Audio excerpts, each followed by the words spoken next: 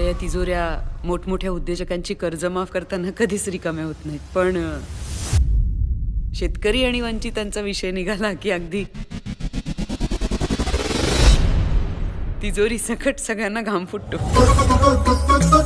गावची सेवा, लोकांना मेवा, हे आमचं ब्रीदवाक्य आहे. 40 किलोमीटरचा 4 पदरी राष्ट्रीय महामार्ग होणार आहे.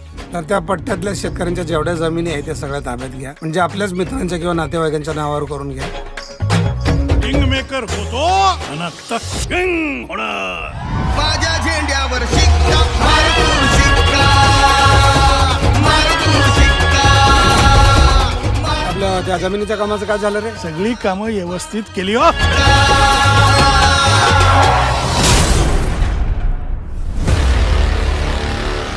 पटकन जमीन इकून मोकळा व्हाय, नाही तर तुला कायमचं मोकळं करी. आत्महत्या आहे मग डोक्यावर मार कसा? तुम्ही म्हणता ना केस ओपन आहे, मग ओपनच राहू द्या. या केसचा छडा लावल्याशिवाय मी शांत नाही बसणार.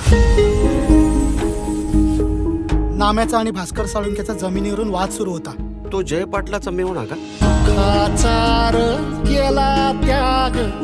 रोडच्या कामात आमच्या समद्यांच्या जमिनी गेल्या. समद्यांना बकळ पैसा मिळाला, आम्हालाच कमी का? याची चौकशी तहसीलदार कार्यालयात जाऊन करायची. शेतकरी शेतमजूर हे जोपर्यंत एका ठिकाणी येत नाही ना तोपर्यंत हे असंच चालणार आहे. हे लोक काही एकत्र येत नाही. आपलं दुर्दैव आहे. काही जमीन शेत जमीन आहे, बिगर शेत जमीन आहे, आणि त्यात तुमची जमीन पडली कोरडवाहू. कोरडवाहू कामासाठीच आहोत ना आपण, मग का अडवतो त्यांचं काम?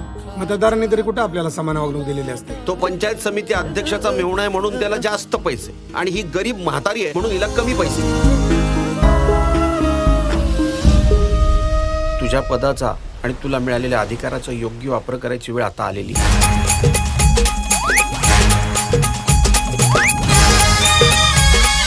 बाईच्या जातीला प्रगती करायची असेल ना तर तिने फाईलीसारखं वागायचं. ही सरकारी फाईल आहे, 10 जणांचा हात लागल्याशिवाय मंजूर होत नाही. शांताबाई, शांताबाई, शांताबाई, शांताबाई, अगं शांताबाई. अरे आपण बाबाची माणसं, स्वाभिमानानं जगायचं, असं पाया पडायचं नाही.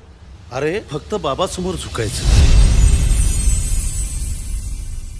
मागच्या सरकारनं 40 वर्षामध्ये जेवढं नाही कमवलेलं आहे तेवढं तुम्ही काय या 5 वर्षामध्ये कमवायचं ठरवलेलं आहे की काय?